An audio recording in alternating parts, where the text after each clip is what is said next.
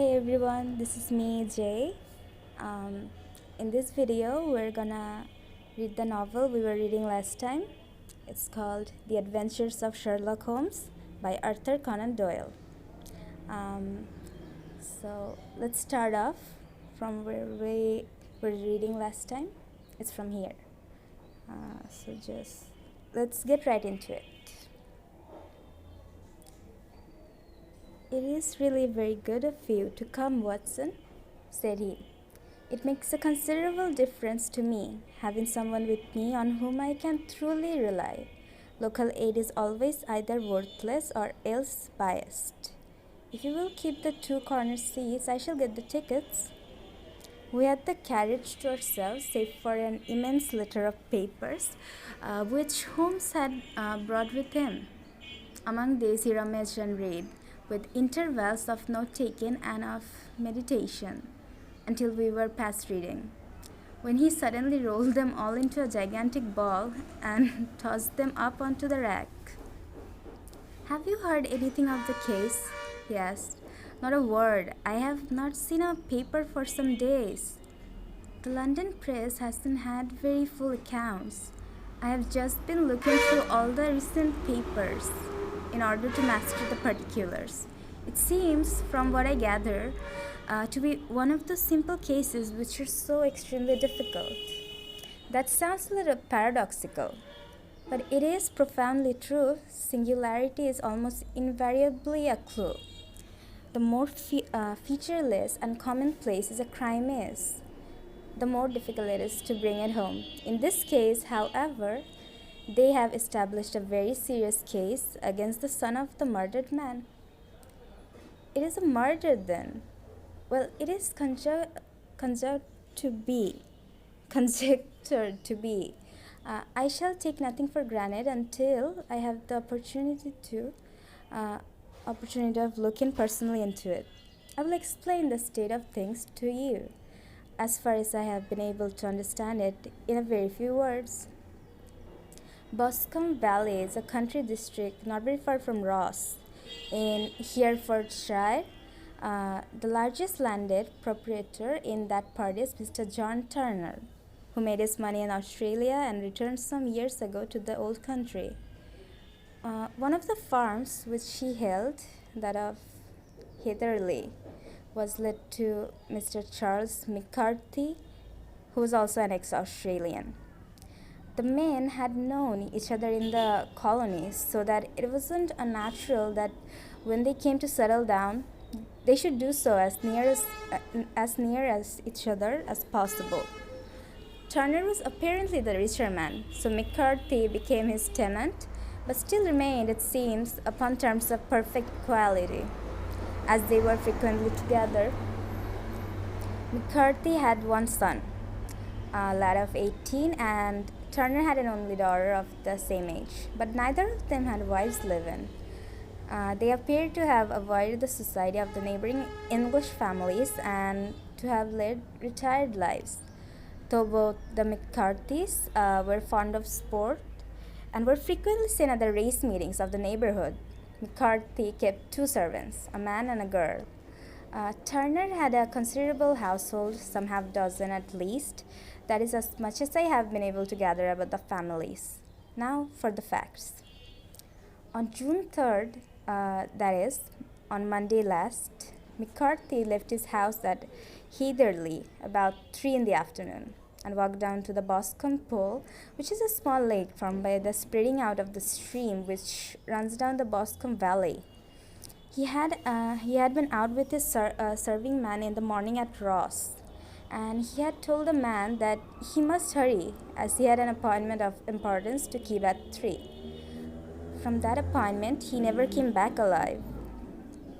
From Heatherley farmhouse to the Boscombe Pool is a quarter of a mile, and two people saw him as he passed over this ground. One was an old woman, whose name is not mentioned, and the other was William Crowder, a gamekeeper in the employ of Mr. Turner. Both these witnesses deposed that Mr. McCarthy was walking alone.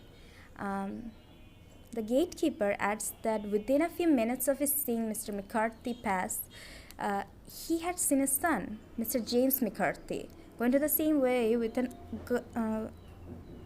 a real gun under his arm. To the best of his belief, the father was actually in the side at the time, and the son was following him. He thought more of the matter until he heard in the evening of the tragedy that had occurred. The two McCarthys were seen after the time when William Crowder, the gamekeeper, lost sight of them. The Boscombe pool is thickly wooded round, with just a fringe of grass and of reeds round the edge. A girl of 14, Patience Moran, who is the daughter of the lodgekeeper of Boscombe Valley Estate, was in one of the woods picking flowers. She states that while she was there, she saw at the border of the wood and close by the lake Mr. McCarthy and his son, and that they appeared to be having a violent quarrel. She heard Mr. McCarthy, the elder, using very strong language to his son, and she saw the latter raise up his hand as if to strike his father. She was so frightened by their violence that she ran away and told her mother when she reached home that she had left the two McCarthys quarreling near Boscombe Pool and that she was afraid that they were gonna fight. She had hardly said the words when the young McCarthy came running up to the lodge to say that he had found his father dead in the wood and to ask for the help of the lodgekeeper. He was much excited, without either his gun or his hat, and his right hand and sleeve were observed to be stained with fresh blood. On following him, they found the dead body stretched out upon the grass beside the pool. The head had been beaten in by repeated blows of some heavy and blunt weapon. The injuries was such as might very well have been inflicted by the butt end of his son's gun, which was found lying on the grass within a few paces of the body. Under these circumstances, the young man was instantly arrested, and a verdict of wilful murder having been returned at the inquest on Tuesday. He was on Wednesday brought before the magistrates at Ross, who have been referred the case to the next aegis. Those are the main facts of the case as they came out before the coroner and the police court.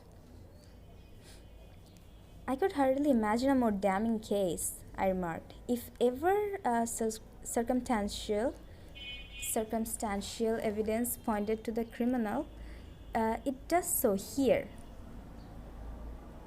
Circumstantial evidence is a very tricky thing, answered Holmes thoughtfully. It may seem to point very straight to one thing, but if you shift your own point of view a little, you may find it pointing in an equally uncompromising manner to something entirely different. It must be confessed, however, that the case looks exceedingly grave against the young man, and it is very possible that he is indeed the culprit.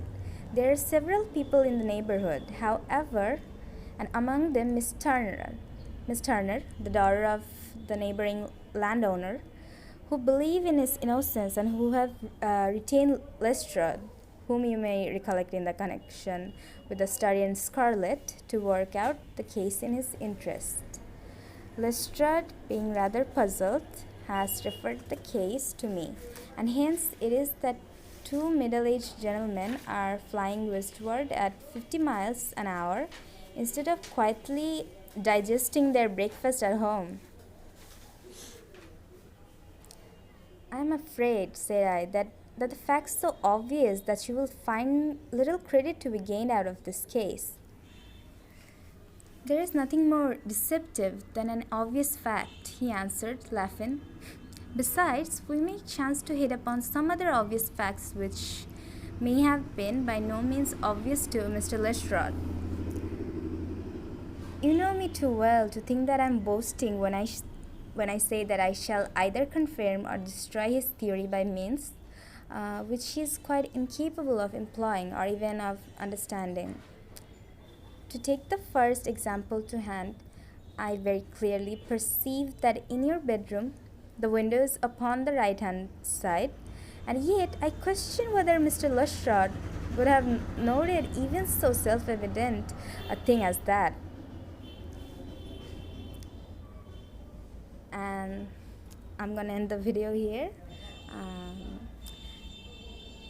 So we're ending here while Sherlock Holmes and Mr. John Watson are talking.